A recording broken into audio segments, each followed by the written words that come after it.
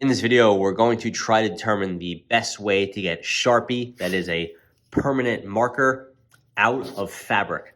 In this case, we have normal Sharpie. This is a Sharpie king size, but they all have the same formula.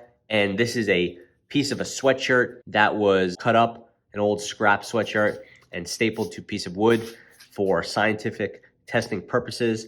We have 7 identical lines.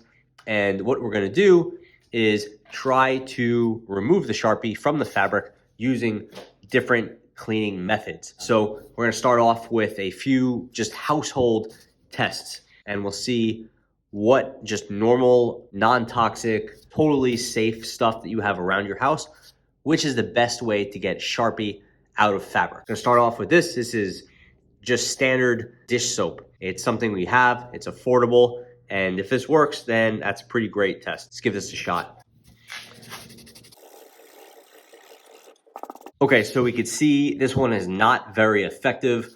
I don't think anything miraculous is going to happen as it dries. I think we're good to say that normal household dish soap and water, it's not going to do the trick. This is permanent marker. It's designed specifically for just, normal water and things like that, not to remove it. No real surprise that it's not removed. You could see it's a little bit dulled, perhaps, but that's really more of like just the wear of rubbing the fabric with the cloth. And it looks like we pulled more of the actual dye from the sweatshirt than we did of the permanent marker, which is a problem because if you keep rubbing it, you'll get a light spot around the Sharpie, which could make it even worse than the Sharpie mark itself. Okay, so for the next test, we're going to use some normal household vinegar. This is 5% acidity, so that's just what you would find for like typical, cleaning and stuff like that. Okay, so the vinegar didn't really fare any better than the soap and water did. You could see really no difference here. Maybe a little bit lighter, but we'll say on the whole, vinegar does not work. For the next test, we're going to try this. It's hydrogen peroxide. This is a 3% solution. So this is normal, kind of one you get at your local pharmacy. We're going to try this one out.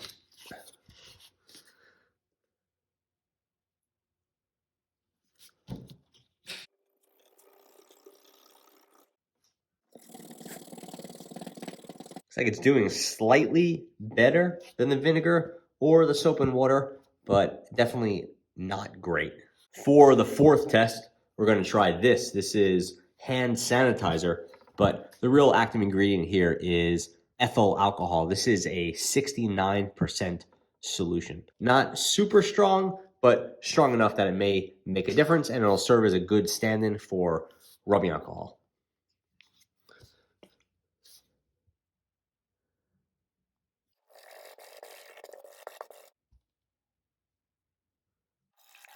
I would say it's making some difference, but really not a noticeable or not a difference enough that I would say it's really pulling that Sharpie out. Next up, we're going to try alcohol prep pads. These are like alcohol wipes, whatever you want to call them. These use 70% isopropyl alcohol, so not ethyl alcohol like before. Let's see how they do.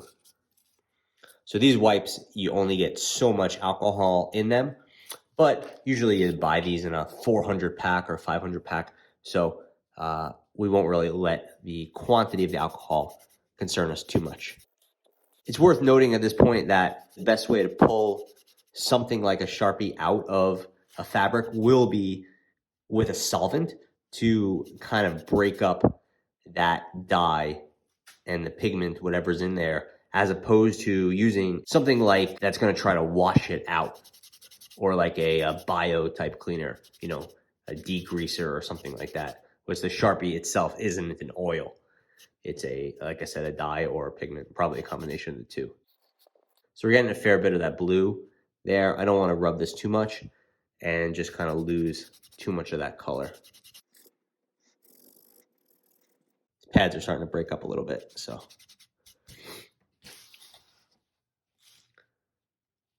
A little bit of an impact maybe, but really fairly limited. Okay, so now we're going to use a Tide to Go stick. This is like a laundry detergent or something like that. I don't know if it's a special formula that's different from Tide, but popular option. So we'll see how this one does. So you see it's foaming action, it's working well, and then this kind of tough little tip is running over the fabric, not really rubbing down the fabric. Like, I guess this is a little harder, so it's not really going to wear down the fabric as much. This is kind of gliding over it as opposed to kind of working and sandpapering down that fabric, which was kind of the big fear with some of these. And you see a fair bit of pilling here that wasn't there before.